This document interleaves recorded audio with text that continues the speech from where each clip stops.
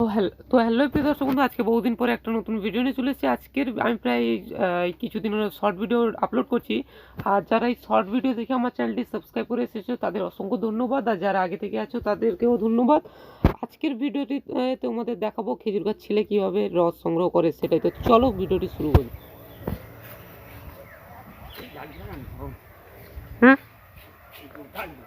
হ্যাঁ,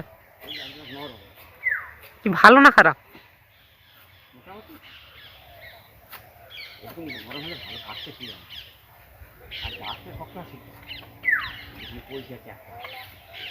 প্রচুর শক্ত। হ্যাঁ, তো ওখানে যে দাদু যেটা বলছিল যে গাছটা কিছু কিছু গাছ নরম হয়, চাঁচতে সুবিধা হয়, আবার কিছু কিছু গাছও শক্ত আছে, মানে চাঁচতে প্রচুর অসুবিধা হয়, এটাই দাদু আমাকে বলছিল। আর তোমাদের বলে রাখি যে প্লিজ ভিডিওটা প্রথম থেকে শেষ অবধি দেখো। আর এই নতুন নতুন ভিডিও আমি আরও নিয়ে আসতে চলেছি, এবং গুঁড়ো কীভাবে তৈরি করে, দাদু কীভাবে গুড় তৈরি করে সেটাও তোমাদের ভিডিও করে দেখাবো। তার জন্য যদি তোমরা কেউ চ্যানেলে নতুন হয়ে থাকো, চ্যানেলটি প্লিজ সাবস্ক্রাইব করো। তো চলো ভিডিওটিতে আস্তে আস্তে তোমরা দেখতে থাকো, দেখা হচ্ছে আবার শেষের দিকে।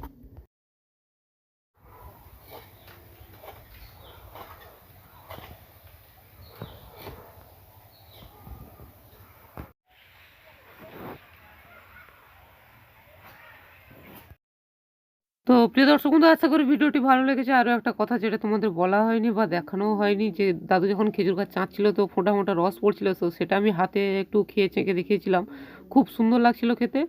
আর সেটা তোমাদের ভিডিও করে দেখানো হয়নি। আগামী আমি একটা খুব শীঘ্রই আবারও একটা ভিডিও নিয়ে চলে আসবো 2-1 মধ্যে, তো সেই ভিডিও দেওয়া থাকবে। তো ওই রকম নতুন নতুন ভিডিও এবং গুড় কিভাবে তৈরি হয় প্রথম থেকে পুরো শেষ অবধি তোমাদের দেখাবো। তাই প্লিজ চ্যানেলে নতুন হয়ে থাকলে চ্যানেলটি সাবস্ক্রাইব করো, আর যারা অলরেডি চ্যানেলটি সাবস্ক্রাইব করে রেখেছো তাদের অসংখ্য অসংখ্য ধন্যবাদ। আর প্রিয় দর্শক বন্ধু, এইরকম নতুন নতুন ভিডিও এখন আসতে চলেছে প্রচুর।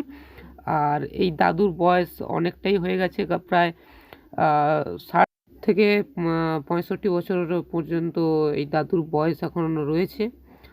আর এই দাদু কিন্তু এবছর লাস্ট, এর পরের বছর থেকে আর খেজুর গাছ চাঁচবে না, কারণ দাদুর বয়স অনেকটাই হয়েছে। তো প্রিয় দর্শক বন্ধু, আজকের ভিডিওটি যদি ভালো লেগে থাকে অবশ্যই একটি লাইক আর কমেন্ট করে জানাতে ভুলবেন না ভিডিওটি কেমন হয়েছে।